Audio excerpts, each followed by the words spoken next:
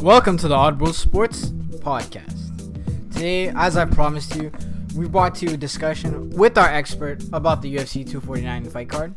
So without further ado, let's get into it with Stevie. Hello everybody, my name is Stevie Renfrow. Alright, hey, how you doing, Stevie? Thanks for coming on the podcast. Greatly appreciate it. We always love your input. And I just want to get right into this. So firstly, because it was like an event with no fans, I just wanted to touch base on that first. Like, what kind of effect do you think not having fans in the venue had? And do you think it was a good thing or a bad thing? I think it was a good thing with no fans in the arena. Just the simple fact is you can hear the coaches completely clear. The fighters can hear their coaches. You can actually hear them hitting each other, the impact of their punches and kicks. It was a pretty unique experience. And I don't think it played that big a role in the fighters not having no fans, because a lot of fighters, probably a lot of places they grew up fighting in, probably had 10, 15 people in the little venue anyway. So I don't think it played that big of a role, really. And not having no fans in it, you know, you have old Coach DC sitting on the side giving everybody pointers as we're fighting, kind of like you did with Greg Hardy, which was pretty funny. So all in all, I think it was a great success. Yeah, it's funny that you brought up Greg Hardy, because he was even saying to the fight, he's like, yeah, I can hear DC. And like, I don't know, maybe they should be like further away next time. Like the announcers should be, the commentators should maybe be further away, because that might affect some guys. Like, it could be a positive benefit or maybe sometimes a negative benefit, right? Yeah, I agree with you. Because you got to think, say if a fighter's fighting and he's down on the cards, he doesn't know that. But obviously the commentary, Joe Rogan and DC and all them, they know if a fighter's down on cards or not. And if you're up against the fence and you can hear them saying that you're down the cards, that could either make you go get it even more, or just try to ride it out so you don't get beat up anymore. So I can't see the UFC moving them back any further than what they are, because I think it'll take away from it. Because being up against the cage like that's a unique experience for them. All right, so give me your take on the Anthony Pettis and Cowboy fight. Do you feel the decision was right? Was it a justified decision, or do you think it was kind of questionable? And like, do you think it was a good fight overall? Yeah, I think Anthony did enough to win that fight, but it was extremely close. It could have really went either way, I think. I think maybe if Cowboy would have got some work done on the ground when he took Pettis down a couple of times, but pretty much every time he took Anthony down, he pretty much got right back up to his feet pretty much instantly. So I think if he would have done a little bit of work on the ground, he would have won that fight. I think that played a huge role in determining if he won that fight or not. And it was just all around a good fight. I thought they both did pretty good. And it kind of amazes me how durable Cowboy is at 170 than he is at 155. Even though he got knocked out by Conor in like 40 seconds, that is what it is. But I think overall they both look good. And I think Pettis did enough to win that fight. Now that you do bring up Cowboy's durability at 170, there's a post that I saw that you posted. Should the UFC make a 165-pound weight class? And would that benefit guys like Cowboy, where when they drain too much weight at 155 that they get knocked out, right? Or get stopped easier? Or when going into 170, the guys are just maybe a little bit too big? And would that kind of stuff benefit fighters like Cowboy and other fighters that kind of struggle to make the weight to either cut down or to move up? Yes, I think there should be a 165-pound weight class. I think that would benefit a lot of fighters, people like Cowboy. And, like, if you think about something, a lot of fighters are almost too big for the weight class that they cut down to. Like, Conor was too big for 145, and when he would cut weight, he looked like he just looked, it didn't look healthy. And like Darren Till, for instance, he was cutting a lot of weight to get down. So I think if they had more balanced out weight classes, it would benefit fighters more, because they could fight almost at their standing weight, I guess you would say. Like, they would have to cut that much weight to make the fight happen. So I think they need to, but Dana has said multiple times he has no interest in that at all, which it doesn't make any sense to me. Yeah, like I really really agree with you, because like for me, I'm a big boxing guy, but it's like I understand there could be too many weight classes, but I mean, like, if you just added like 3 more weight classes, especially in between 185 to 200 to like heavyweight at 205, that's a 20-pound weight jump, right? So just in between there, like 195, or even like a cruiserweight division, right, between light heavyweight and heavyweight, but. Who knows? So there's just like a couple more weight classes for these guys, and we probably see like a lot more fighters too, because some of these guys are too small for the heavyweight classes, but to cut down, it really drains them. Yep, that's completely true, but you'll probably never see that in the UFC. I think they only want, the belts that they have now. But if you look at, like, say people like Khabib, he has missed weight a few times in his career, and if he could come in at 165, he would still be a monster. So, yeah, I think it would do good for the sport, but it probably won't happen anytime soon. Because that's a big jump from 55 to 75, and like you said, from 80 to 205. Those are huge jumps for fighters to make, and some guys are too small to be lightweights, but they have nowhere else to go at besides stay there or cut down 20 pounds or 25 pounds. So that's a touchy topic that'll probably never get addressed. All right, let's transition into the main card, and I want to go by a fight-by-fight basis. So I just want to ask you, like, how do you feel about the opening fight with Greg Hardy? And I really just don't want to do any disrespect to the guy's name, so I'm just saying it. His last name Castro. How do you feel about their fight? I thought that was an alright fight, really, to start the main card off. I thought the Castro was tearing up Hardy's leg, like he was throwing it with some power, and you can see very, very quick above Hardy's knee and stuff. It was starting to get pretty red pretty quick because he wasn't checking anything. He was almost trying to like jump back out of the way of the leg kick, but was still getting clipped. But of course, the DC talking, made him start checking those kicks a little bit. And I think the fight turned heavenly when Castro kicked him, but he caught the end of Hardy's leg, and obviously he messed up his foot. Because if he didn't do that, it makes me wonder how the fight would have turned out. Because he would have still chopped at Hardy's leg, and eventually Greg would not be able to move at all. But he really changed the fight up, pumping. And I thought that was a good matchup for Hardy because the UFC they're pretty much matching him with people that's a good matchup for him. So all in all, it was a great performance by him, especially for him to be fighting for a little over 2 years. He's came a long way. He still has a lot of work to do though before he'll be in the in the top 10, even in the top 15. So he's doing pretty good, I guess. Yeah, I really agree with you, especially the fact that when Castro caught him with the kick, when he brought his foot back, like, he really did probably land that kick wrong, landed on his toes when he hit him, and it was just like, it really changed because he just stopped kicking him in the leg after that. And then at one part in the third round, which I thought like was really, really weird, like, he went down and just stayed on his back, like, and then Hardy was like content just legs from his stand, like, he wasn't attempting to get up, or like, there was nothing. He wasn't really trying to do anything. He was just trying to like be there and like not get knocked out, I guess, or just not take any more damage. Yeah, I agree with you. It's very strange because after he landed that kick, he pretty much was stationary. Like, he didn't really throw much of anything. He didn't move around really. So, I mean, that's when Greg pretty much took over the fight. Then, like you said, on the third, when he went down, he kind of lay there. They never did come out to say if he broke anything in his foot or not. So it makes me wonder how bad the injury was for him to, try not to take any unnecessary damage because he can't really move and stuff. So it was a huge turning point because I don't know. That fight probably would have went to decision either way if he didn't mess up his foot.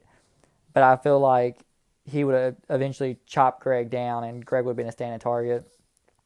So yeah, it was a massive turning point. But it was a good pickup win for him, though. So, because the heavyweight division is very thin on talent. Yeah, you're right. It is pretty thin. If he just keeps on picking up wins like this, like, steadily improves his game, I don't see it impossible him being in the top 10 in the next 2 years. Maybe even being in contention depending on how good his growth is, right? And him being a former football player, he is a good athlete. So I don't think in the athleticism department he's going to be behind anybody. So now it's just about like how is his work ethic and how quickly can he grow. Other than that, the sky might be the limit for this guy.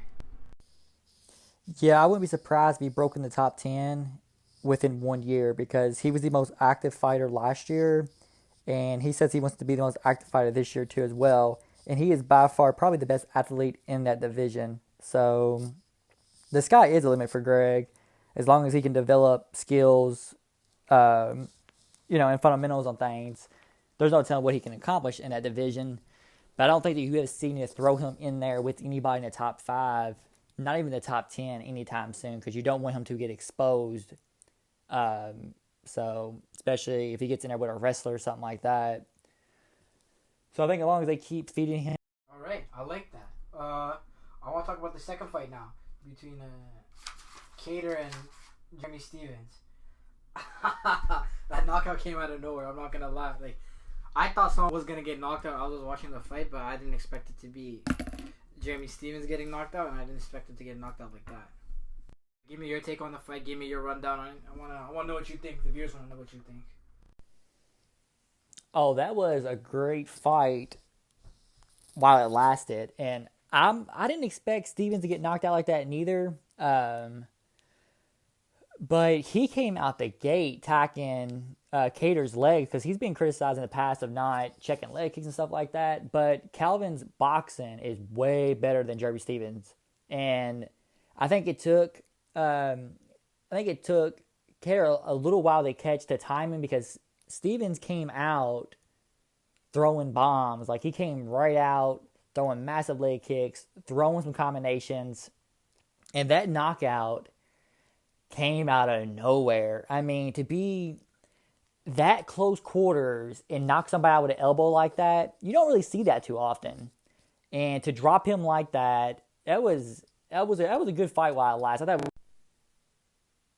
But that was a huge win for Kattar, I think. He did pretty good. He was a little slow getting started, but he had such pressure coming at him. I think it's why it took him a little time to get comfortable in there, get his rhythm, get his range, and start doing pretty good. Because in the second round, he really picked it up. So it was a great fight. It was everything what people thought it would be. I just kind of wish it went 3 rounds to really see those two go at it for 3. But Stephens was also fighting a good fight. But that's the beauty of MMA. You can get knocked out at any given time by knees, fists, elbows, foot. It doesn't matter. So I think I caught everybody off guard with that elbow inside to drop him like that. And then to follow through with another elbow while he's on the ground and bust him open. It was a good finish for Calvin for sure. I think they need to run him back with the beat. I think that would Yeah, like when Jeremy Stephens came out in that first round, like the one thing I really saw was like his attack was very varied. Like he was throwing. Yeah, Stephens came out with a game plan. I think they'll come out. He was going to chop at his legs nonstop. Because if you watch those legs kicks, he wasn't just throwing them out there, touching him with them. He was putting some power behind them. But yeah, I think he came out trying to get Calvin out of there in the first round. No doubt about it. All right, since you already said Kattar should go and fight with Zabit, who do you think Jeremy Stephens should fight next, and where does he go from here? That's a tough decision for Stephens. I think he's on a 2-fight losing streak right now. So I think he needs to take some time off a little while and get away from the sport a little bit. And I also wonder, because he missed weight. I wonder if that was some strategy there. Try not to cut, because it seems like sometimes when Stephens cuts weight, he just doesn't look the same. So I just wonder if they came in 5 pounds over on purpose to make him more durable. So that's a good question with Stephens. I think he needs to take some time off and come back with the right opponent. Also, him coming in 5 pounds overweight it's kind of disrespectful. First of all, but secondly, because he did come in that much over the weight limit, do you think he just move up, or is the other weight class just too big for him? Because 5 pounds is maybe just struggling to make that weight. But I don't know. You tell me how you feel about that. No, I think the other weight class is too big for him, I think. But, here's an interesting statistic. Jeremy Stevenson, since he's been in the UFC, he is 15 wins and 17 losses. So, I just wonder what's next for him. But maybe match him up with, like, Frankie Edgar. Or maybe they could run that fight back with Yair Arias. Do that again. It's going to be interesting to see where Stevens goes from here, because a normal fighter, if they're 15 and 17 in UFC, they don't stick around too often. So I'm kind of curious to I don't know what his fight contract is, but I'm kind of curious to what's.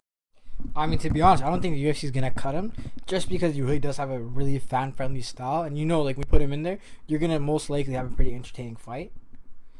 But if he does continue to lose, right? He's been continuing just to drop. Like, he is a gatekeeper now, but if he continues to drop like this, what is his status gonna end up as? And I think you're right on that. Like, most guys really don't stick around this long with the record that he has. But who knows? Oh yeah, I totally agree. The UFC's not gonna cut him because they know when they put him in the octagon, somebody's gonna get knocked out. Either he's gonna get knocked out, or the opponent's gonna get knocked out. So he has a pretty good following, like you said. He is a fan favorite. So, he just, I don't want to say box office, but when you watch Jeremy Stevens fight, somebody. And speaking of somebody getting knocked out, our third fight on the main card, Francis Ngannou and Yair Rozenstruik, Jairzinho Rozenstruik. I don't want to call it a fight because it really wasn't a fight. It was just like there was a one punch that actually landed and then he got knocked out, and then there was like the flurry at the end. But I don't know. Give me your take on that. That was just your typical Francis fight. He get hit with 2 leg kicks, I think, and he kind of rushed in, and he did get hit on the way in, I think, once, I think. But man, was he throwing some wild punches. Like, I'm surprised he didn't get countered. But with Francis, if one punch hits you, you're going to get knocked out. He can hit you with his thumb, and you're going to get knocked out. He just carries crazy amount of power. But Rozenstruik, I don't think he had a chance in it, man. Like, that's one thing about kickboxers. When they transitioned to the UFC, they had no head movement at all. And that's what he was for him to UFC as a kickboxer. So, but that was, he was knocked out before he even fell against the canvas. And it doesn't help matters any that when he falls against the cage, Francis is still throwing shots on him.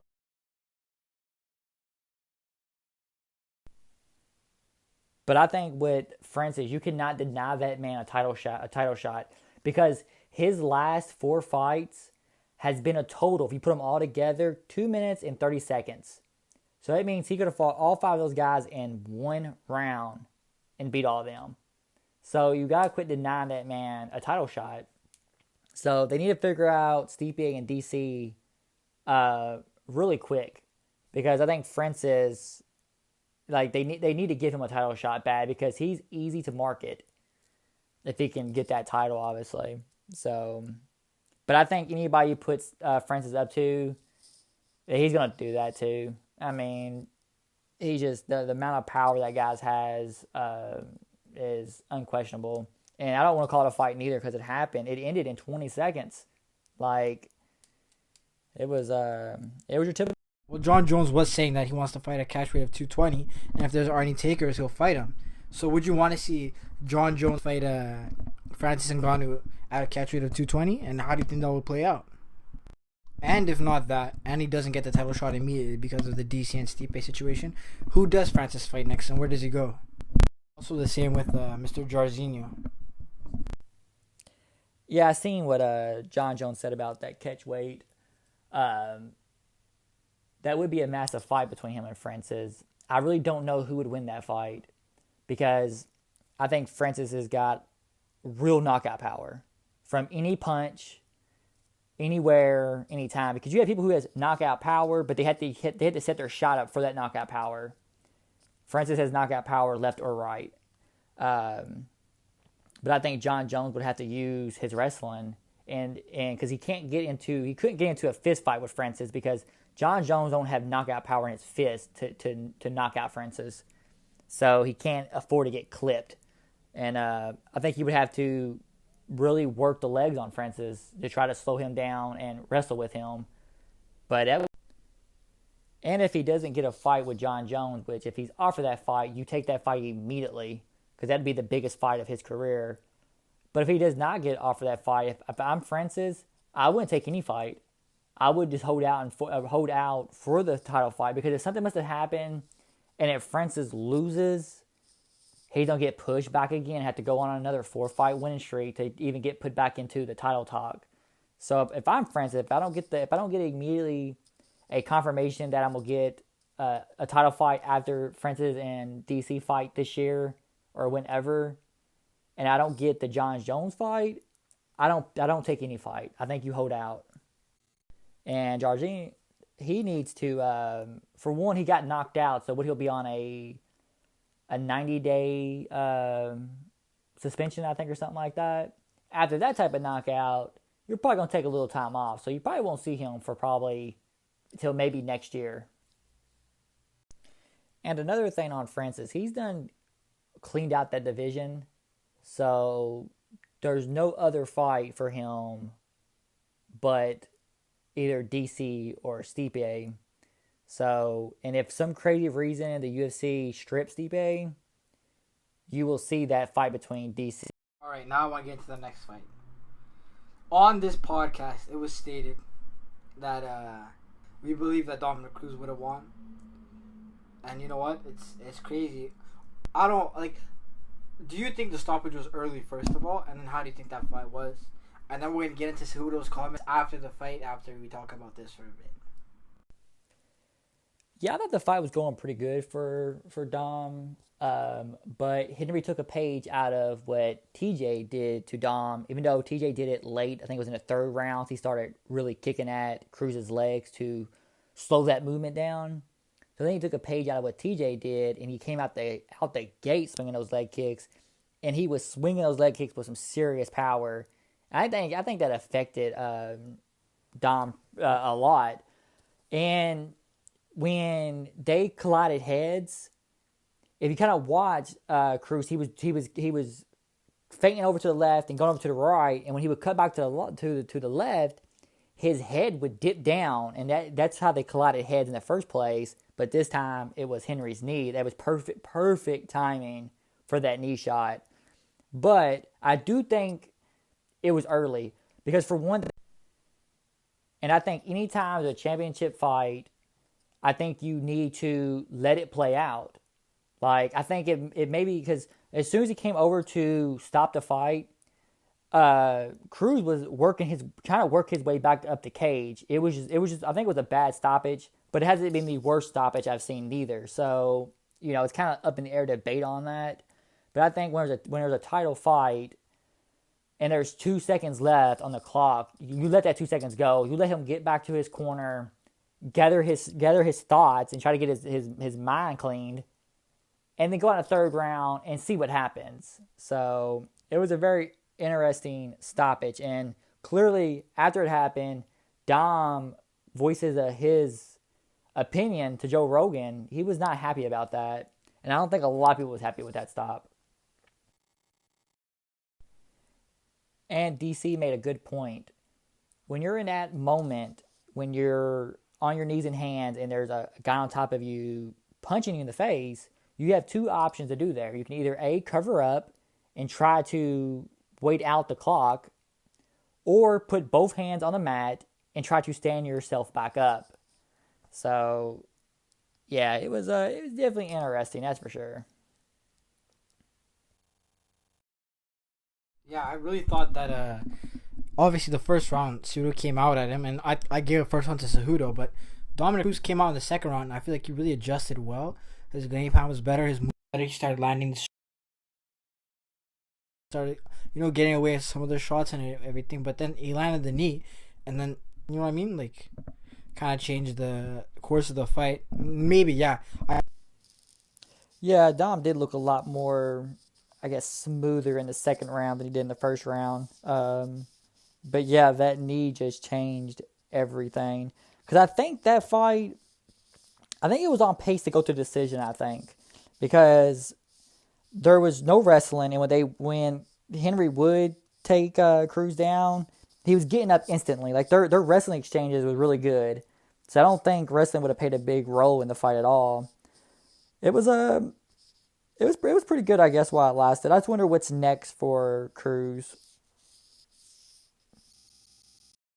Well, I mean, since Henry did retire, Cruz really has a chance just like to get immediately right back into a title fight, or like right back into the title picture. Because if Henry's actually serious about retiring and he actually does retire, it's really an open division right now. Then like anybody can be in the title fight, like anybody can get it right. Yeah, I don't think Henry's retiring. I think he's doing that for a power play. I think he wants more money. They asked Dana about that in the post press conference, and Dana don't really buy it neither. He pretty much said he's gonna give him about a week or so after this win, and then get in contact with him about the future. So that there's no way this is the last time you're gonna see Henry, because he was just calling out Volkanovski the other day, and he wants to move up to 45 and try to capture that title. So this is definitely not going to be the last time you see Henry. I think this is all just a power play. And for Cruz, I think it'll be another 2 years before you see Cruz again. I don't think he's going to jump right back in it again. I wouldn't be surprised at all if months and months and months and months and months go by and he announces retirement. I just don't know what he has left to prove in the UFC anymore. Yeah, I also agree with you. I don't think this is gonna be the last time Henry is in the octagon, but if it is, I really, really applaud him because he left with all of his faculties. He left while he was still the champion, beating Dominic Cruz, the best bantamweight. I don't agree with the statement that he said I'm the greatest combat athlete of all time, but maybe he could make that argument, not being the greatest UFC fighter of all time, a greatest combat athlete being he does have an Olympic medal. He has UFC titles in 2 weight classes, and he has beaten like 3 goats of the respective weight divisions, if you do count TJ Dillashaw in that discussion. But he did beat Demetrius Johnson, and he did beat Dominic Cruz. So that is a very strong resume. Yeah, if for sure, if he does for sure retire and you don't never see Henry again, he done it all the right way for sure. But go back to what TJ, for instance. I do think TJ is one of the greatest bantamweights ever. A lot of people hate TJ, but he's fun to watch, and I think he's one of the greats. I think it's by far Dom, TJ. But I would like to see TJ and Henry run it back at 35, because I think when TJ cut down, it's just a proven fact. When fighters chop weight and they go down in a weight class, they are more prone to get knocked out. And he just didn't look his same. Like he just looked. But it wouldn't surprise me one bit after Volkanovski and Holloway run back their fight. It wouldn't surprise me one bit if the UFC pushes Henry right up there, immediately contend for a title shot. So he ain't going nowhere. The opportunity of him being the first UFC fighter to capture 3 titles in 3 different divisions all at once and hold them and defend them, it would be one of the greatest achievements ever. If he does go to 145 and if he does win the title, then his claim to being the greatest combat athlete becomes a lot more valid, and it has a lot more substance to it than it does now. And really, it's a win-win situation for him, because even if he does go up to 145 and loses, people are going to be like, well, yeah, he was too small for the weight class, like this and that, and it won't really be a tarnish on his name. And if he wins, then, you know what I mean? Like, he gets all of the praises. Yep, that would solidify him as one of the greatest ever, because that achievement, if he can actually capture that, that might not never be done again. Because he has the body, the way he's built, he has the body where he can jump up like that. Like, I think he would do all right at 45, really. I mean, he's a little small. He'll give up a lot of reach and stuff. But I think he would match up good with Volkanovski, Probably not so good with Holloway. Because I think Holloway's a little too long, a little too lengthy. But then again, I think Henry would just take Max down and keep him down and just beat on him. So All right, and now the main event of the evening, right? The fight that we were all looking forward to. Tell me about the Gaethje and Ferguson fight. Give me your takes on it. Give me your thoughts on it.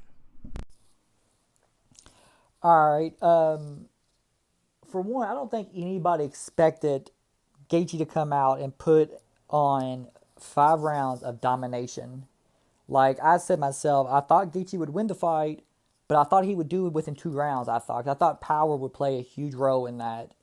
But man, did he make Tony look pathetic? I thought, like, Justin's striking is so much more polished than Ferguson is. Ferguson has these wild movements. He throws his punches wild, and every time he would throw his right jab, he would drop his left arm, and every single time he did that, Justin made him pay for it. Non-stop, he was hitting him all night long. Yes, Tony had his little moment in the second round when he caught Justin on the uppercut as Justin was trying to hit him with an uppercut, but that's the only meaningful hit he had. I think Justin did what no one has done to Ferguson. And it got to the point where Tony was actually rolling away from Justin's right hand, and he would turn his eyes off of Justin, which makes no sense to me. Don't take your eyes off of a fighter. And as soon as Justin would miss, Justin would follow through with the left and catch him every time. It was a dominating performance. Like, dominating performance. Like, Tony looked slow out there. He looked super skinny. Like, it was just really strange. And he was so hittable. And I made that point in the last podcast we did about Tony, when he strikes, he leans his head forward. I feel like he kept Tony, like, I don't want to say guessing, but Tony could never get in his rhythm. Like, and if you go back and you watch the fight, the corners played a huge role in this fight. When they go back to Justin at the round 2, Trevor Whitman told him, "You're trying to kill the man. Let's take 10% off these punches. Let's throw meaningful hits." And when they go over to Ferguson's corner, they wasn't trying to switch up the game plan at all. Like, it was so strange to me how they offered no opinion, gave him nothing to try to change it up, because clearly he was not winning the striking at all. It just made no sense to me. I think the corner played a huge role in this, especially going into the 4th round, I think, when Trevor told him to stay calm. Too excited, because when he fought against Eddie Alvarez and Dustin Poirier, he got too excited, and when he would hurt them, try to swarm on them, and eventually get caught and got put out. But I think as soon as Trevor told him to take 10% off his punches and quit throwing the kitchen sink at Tony, like, his stamina went up, because he looked like he was starting to gas out in the second round. And once he started picking his shots, landing shots, because he was landing power shots on Tony, it changed the entire game up. And not to mention those leg kicks, man. He ate Tony up with leg kicks nonstop, and Tony was not checking any leg kicks at all. It makes no sense. And every time, if Tony would throw a leg kick on Justin, Justin was checking him. But Tony was not checking any leg kicks. And I think it was the start of round 4 when Trevor went and told Justin that Tony's going to come at his legs. And it was like 30, 40 seconds later, Tony rose at Justin's legs. He was out of position for it. Justin swept over. It was just it was an odd performance by Ferguson. But I do want to touch on something about Ferguson real quick, because in the last podcast, it was said that Justin hasn't fought no meaningful fighters in the UFC. And I do want to go on something real quick. Justin fought Edson Barbosa, James Vick, Dustin Poirier, Eddie Alvarez, and Michael Johnson. Well, in the last 4 fights for Ferguson, he fought Donald Cerrone, Anthony Pettis, Kevin Lee, and RDA. So, and at the time when he fought, when Ferguson fought RDA, he was ranked 4th. When he fought Kevin Lee was ranked 7th. When he fought Anthony Pettis, which Anthony Pettis was doing some work in that fight until he broke his hand, ranked 13th. When he fought Cowboy was ranked 6th. So that notion that Dustin, I did forget one for Dustin. Not Dustin. Justin, he did fight Cowboy. I forgot to put that in there. But the notion that he hasn't fought anybody is complete nonsense. Because the style, when he lost against Eddie Alvarez and Dustin Poirier, he gassed out. When he would hurt down, he would swarm down, eventually get caught and get put out. He doesn't fight that way anymore. He's patient. He picks his shots now. So I think it was just complete nonsense saying that he hasn't fought nobody when he beat Barbosa. Tony beat Barbosa. He beat Cowboy. Ferguson beat Cowboy. Like, that was a stupid statement. A stupid statement, I think. So I think after this fight, I think a lot of people are going to look at Justin a different way now. I think he's actually going to get the respect that he deserves, because a lot of people count him out, and it doesn't make any sense to me. So it was, like I said, it was a dominating performance. And I've seen people say that they need to run that back and have a rematch. No, they don't. Typically, if a fighter gets dominated the way Ferguson does, they don't run that back. Now, if it was a close fight and win the decision, I can see them saying to run that fight back. But when you just get dominated all the way up into the 5th round and you get hit with a jab, and that jab, it seemed like it just threw Tony off. Like, he was shaking his head like he didn't know where he was even at. It was a good fight. I think the fight could have been. And I think Tony knew he was in a world of trouble after he dropped Justin. And Justin came out in the 3rd round like it didn't even faze him. Like, I honestly think Ferguson was waiting the entire fight for Justin to gas out so he can do like he does to every other fighter. Wait till them gas out, wait till them get tired, and then he takes over. It just never happened. Yeah, I really agree with you. People are going to look at Gaethje differently after this. Like, it was just crazy. Like, he really did pick him apart. He fought the perfect fight against Tony Ferguson. And, like, I have a few theories about what happened to Ferguson. Like, maybe him cutting weight, like, 2 times in the last 30 days could have been a factor. Maybe not. Maybe it was just a stylistic matchup. Maybe just on the night, Justin Gaethje was better. But I agree with you. If they run it back, there's no way that Tony Ferguson's going to beat him. And not just that. Like, I think maybe, like, I know it's going to be a hot take. People are going to get on me about this. But I think this is it for Tony. Like, people are going to see this and it's like, okay, he's not the boogeyman anymore. I know how to get to him. And they're going to try to take advantage of that. Nope, I totally agree with you on that. I think the mystery behind Tony, as the boogeyman and all that stuff, once a blueprint's laid down on a fighter how to beat them, you could do it. Like, a prime example is when Max fought Dustin Poirier. If you can take Max Holloway out of his rhythm, because Max Holloway's a rhythm puncher, we can take him out of rhythm. He's very beatable. And Dustin Poirier showed that the blueprint, and Volkanovski executed the blueprint pretty well.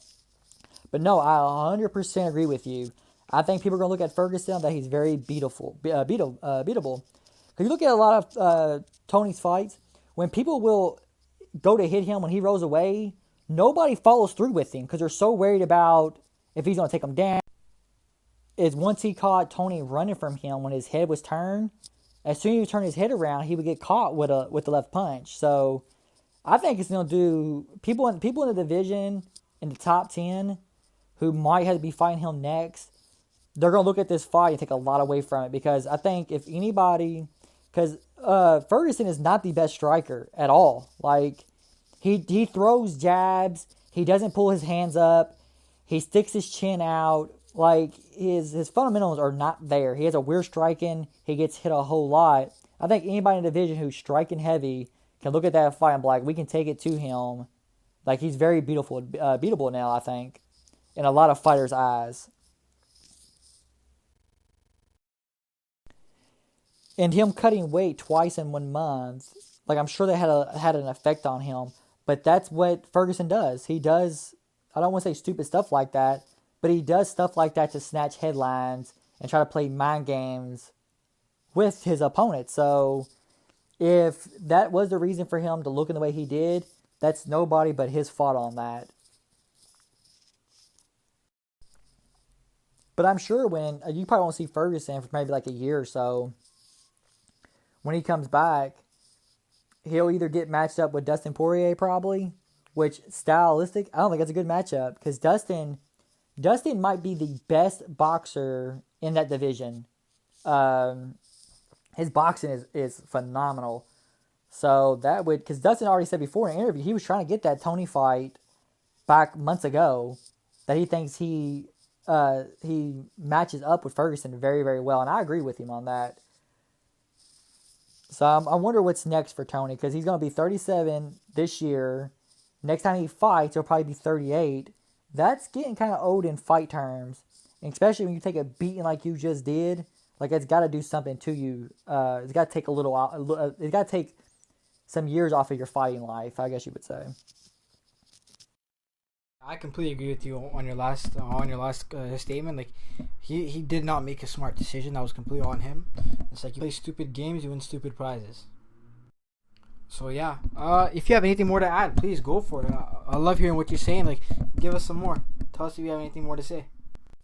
Well, I would like to touch on one thing with Justin and Khabib if they actually fight, because I'm actually worried that the UFC is going to screw Justin over and make the money fight and slack Conor in there, because it wouldn't surprise me. The UFC is all about money fights now. That's why they do the champ stuff. Like, it's almost prize fighting in a way. But they said that fight's going to take place this summer with Justin and Khabib, and I hopefully it does. Because I think stylistically, Justin matches up with Khabib better than anybody in the division. I think I said this in the last podcast. I did say this last podcast. I think Justin is the only man in that division that can beat Khabib. I think he has the tools to do it that people like Conor just doesn't have, and Dustin. And I don't want to say that Khabib is just going to take Justin down the entire fight, but I think Justin will be able to stuff a lot of those takedowns. And I think if you go back and watch that L.I. Quinta fight, he had a lot of success with Khabib on stuffing takedowns, stuff like that. And Justin's a way more superior wrestler than Al Quinta. Like, there's no comparison between the two. So I think he has the skill set to keep the fight standing somewhat. I do think Khabib will better take him down, but I don't think it'd be at will like you've seen Khabib do his last opponent. And that's pretty much it, unless you have anything else you want to ask me about.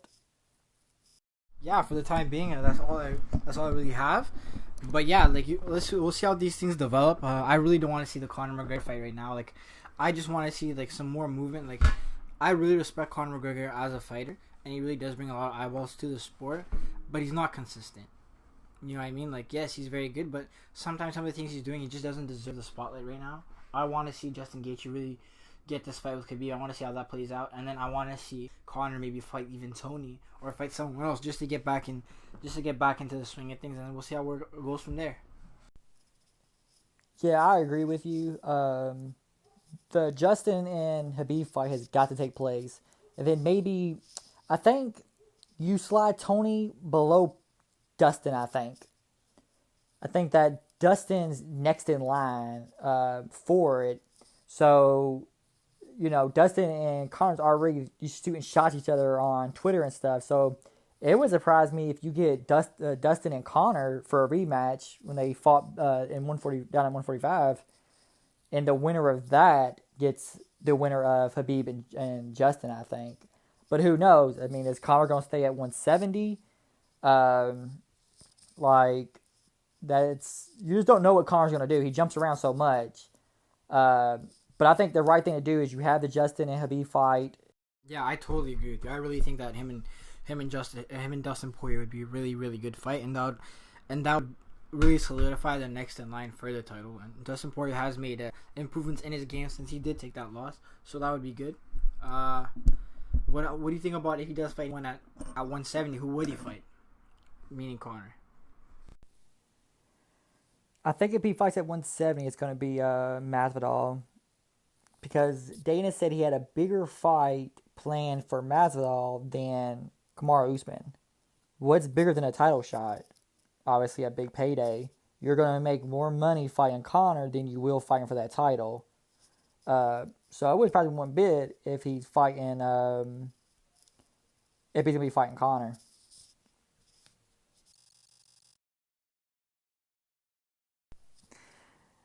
Yeah, that's completely true.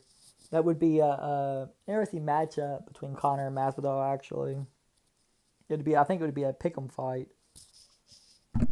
All right, thank you very much, Stevie. It's been greatly appreciated. We always love having you on the show.